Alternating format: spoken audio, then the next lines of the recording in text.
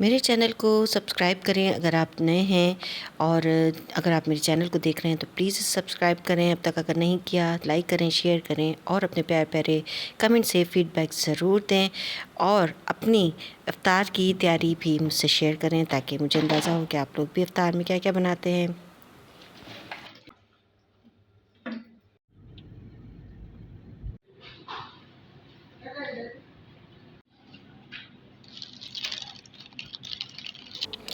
अस्सलाम वालेकुम and welcome back to my new vlog. दुआ पढ़ लेते हैं थर्ड अशरा मुबारक की। बिस्मिल्लाहिर्रहमानिर्रहीम। अल्लाहुम्मा इन्नका अफ़ुवन तुहिब्बुल अफ़्व फ़अफ़ु अन्ना।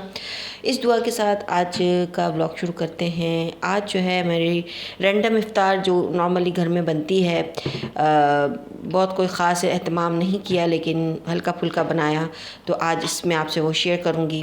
दूसरा कुछ अपने दिल की बातें भी शेयर करूँगी जो कि मैं फ़ील कर रही थी, तो मैंने कहा मैं अपनी यूट्यूब फैमिली से ज़रूर शेयर करूँगी ये सब। अच्छा, बाकी जो है आप मुझे ख़ुद बताएं कमेंट में कि आप लोगों के रमज़ान शरीफ कैसे गुज़र रहे हैं और कितनी तेज़ी से रोज़े जो हैं वो गुज़र गए, और 24वें रोज़े की जो है इफ्तार बन रही है इस वक्त। आप जो है व्लॉग तो देखेंगे 25वें रोज़े में, लेकिन ये 24वें रोज़े की इफ्तार थी।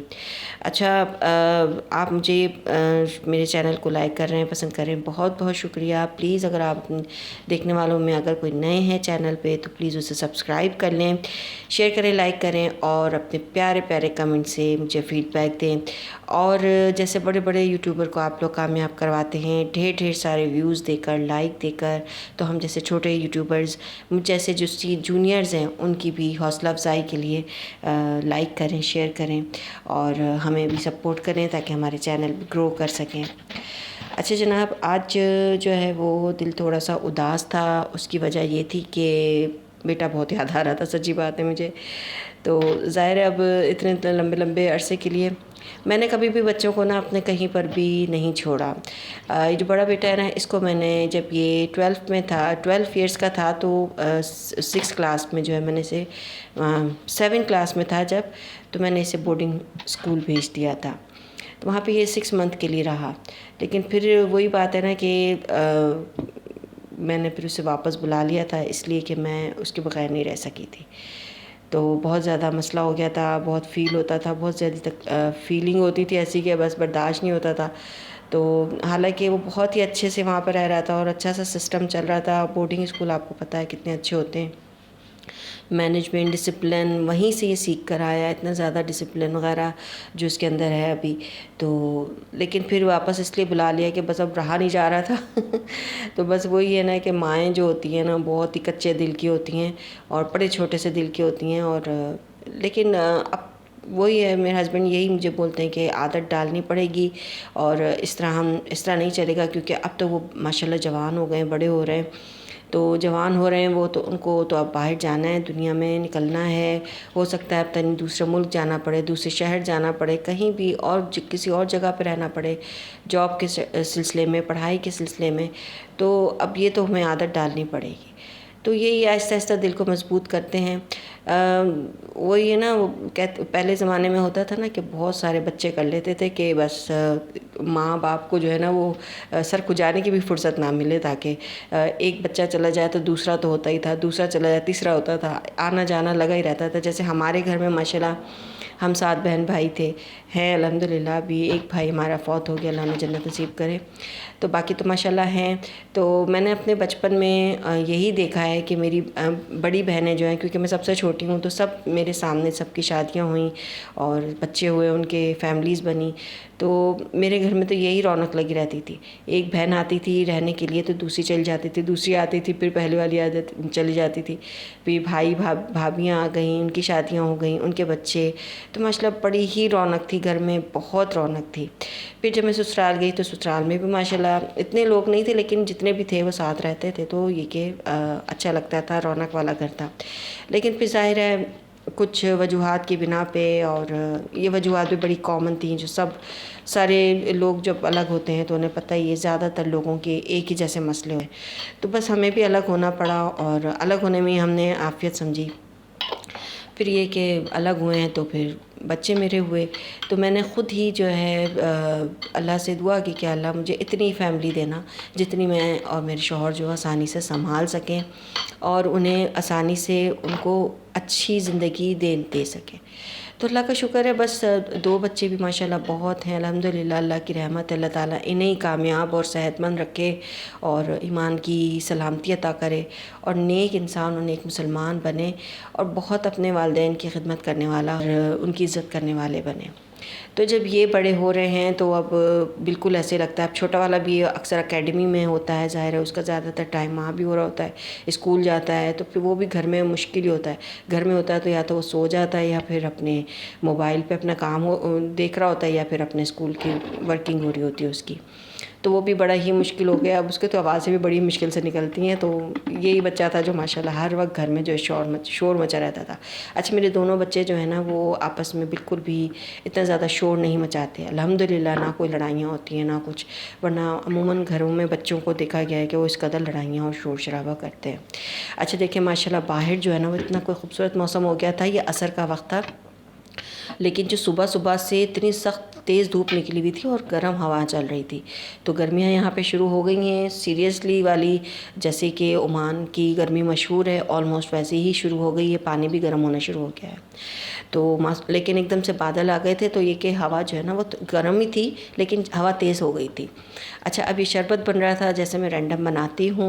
और अच्छा, अब मैं पकौड़े जो है ना वो मैंने बनाए हैं सरसों के तेल में। सरसों का तेल इस्तेमाल करें। सरसों के तेल की फ्राइंग जो है ना वो आप बिल्कुल बिला खौफ खा सकते हैं, पकौड़े समोसे कुछ भी, क्योंकि सरसों जो का तेल जो है ना, मेरे इंडियन व्यूवर्स जो हैं वो इससे एग्री होंगे क्योंकि वहाँ तो इस्तेमाल ही सरसों का तेल होता है। सरसों का तेल जो है वो आपकी बॉडी में बिल्कुल भी बुरे फ़ैट नहीं बनाता, बल्कि आपकी बॉडी में अच्छे फ़ैट्स बनाता है। और वो जो अंदर गंदे फ़ैट बन चुके होते हैं ना बॉडी में, उनको भी ये ख़त्म करने में काफ़ी मदद करता है। तो ये नहीं कि आप भर भर के ऑयली खाते रहें, ऐसा भी नहीं, लेकिन ये कि फ्राइंग करें, ठीक है, फ्राइंग करें सरसों के तेल में। और अगर आप सब्ज़ी वगैरह बनाएं, जैसे मेरी रूटीन है, अगर मैं सब्ज़ी वगैरह बनाती हूँ तो वो भी सब सरसों के तेल में बनाती हूँ। और अगर डीप फ्राइंग करनी हो तो मेरी कोशिश यही होती है कि मैं सरसों के तेल में ही करूँ। कभी कभी ऐसा होता है कि मुझे दूसरा जो कॉमन हमारा कुकिंग ऑयल है उसके अंदर करना पड़ता है। इसकी ना हींग निकालने के लिए मैंने इसको गर्म करने से पहले मैं इसमें एक लहसुन का पीस डाल देती हूँ। वो जब तक अच्छे से जल जाता है, उसकी स्मेल आ जाती है उसके अंदर, तो ये कि सरसों के तेल की हींग निकल जाती है और बड़ा ही अच्छा सा फ्लेवर सा आ जाता है लहसुन का भी। तो बस जनाब पकौड़े बन रहे थे और आज की रैंडम इफ्तारी मैंने आपको बताई। बिल्कुल दिल नहीं कर रहा था, बिल्कुल मेरा तो दिल था कि बस खजूरों और पानी से जो है ना रोज़ा खोल लेते हैं आज। लेकिन फिर मैंने कहा छोटा बच्चा है, स्कूल गया हुआ था सुबह से, उसको लगा होगा रोज़ा, फिर उसके लिए इफ्तार वगैरह तो बनानी थी ना, हस्बैंड थे घर पे ज़ाहिर है। अच्छा, ये वाले जो है ना, ये मेरे दोनों बेटों को जो है ना अनारदाने वाले पकौड़े बहुत पसंद हैं। तो मैं आखिर के पकौड़ों में ना थोड़ा सा अनारदाना डाल देती हूँ, क्योंकि मेरे हस्बैंड को बिल्कुल पसंद नहीं है कि नरम सी चीज़ खाते हुए एकदम से कुछ कड़क आ जाए, तो वो उनको अच्छा नहीं लगता। तो उनके लिए मैं अलग पकौड़े बनाती हूँ शुरू में पहले, फिर बाद में मैं अनारदाना डाल देती हूँ।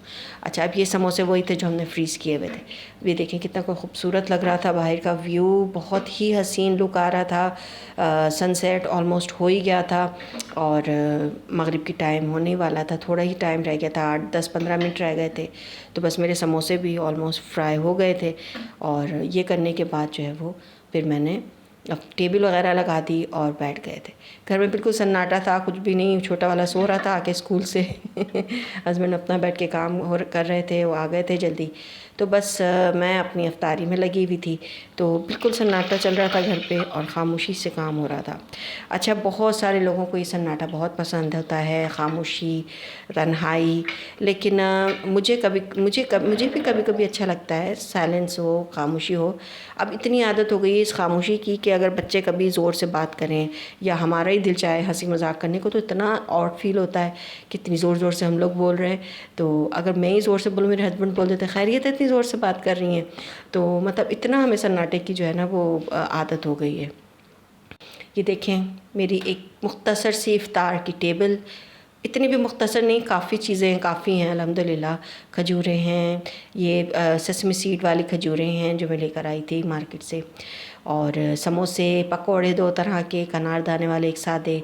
ये सॉस मैंने ख़ुद बनाई हुई है घर पे होममेड, और फिर साथ में हमारी ज़बरदस्ती फ्रूट चाट और शरबत। तो जनाब ये हो गया था आज के इफ्तार टेबल की पूरी अरेंजमेंट। 2025 कि रमज़ान मुबारक के 24th इफ्तार टेबल, और अल्हम्दुलिल्लाह काफ़ी अच्छी अरेंजमेंट हो गई थी। और आप लोग भी अपने घर में खुशियों से रहें, अपने खामोशी से भले रहें, बच्चे खामोश हैं कोई बात नहीं, उनसे बात करा करें हल्की आवाज़ में, हल्के हल्के एक दूसरे से मुज़ाकरात किया करें। और एक दूसरे से बात करना बहुत ज़रूरी होता है। खामोशी अच्छा, बिल्कुल चुप करके रहना बिल्कुल भी अच्छा नहीं, दिल में बहुत सारे अजीब अजीब ख़यालात आ जाते हैं। अच्छा जी, अब ये जो है ना, रात हो गई थी तो छोटे साहब की जो है वो ख्वाहिश पूरी करनी थी। उसको फिर मैं और हस्बैंड जो है वो ले गए थे चिकन, फ्राइड चिकन के लिए। तो जब से KFC हमने छोड़ा है ना, हमें कहीं का भी फ्राइड चिकन बिल्कुल पसंद नहीं आया। तो ऑलमोस्ट मैंने फ़्राइड चिकन खाना छोड़ ही दिया है। लेकिन यहाँ पे बेशुमार आउटलेट्स हैं इस तरह के फ़्राइड चिकन की। तो हमने ये वाली जो फ़्राइड चिकन की एक आउटलेट थी, हमने कहा चलो यहाँ ट्राई करते हैं। इससे पहले 2-3 जगह तो हम ट्राई कर चुके हैं, मज़ा नहीं आया, तो इसका हमने देखा ट्राई करते हैं। तो ये एक हमने डील ली थी, ये इसके साथ हमें 3 ज़िंगर मिले थे और 2 ये जो हैं वो हमें क्या कहते हैं इसको, रैप्स थे, ये मिले थे।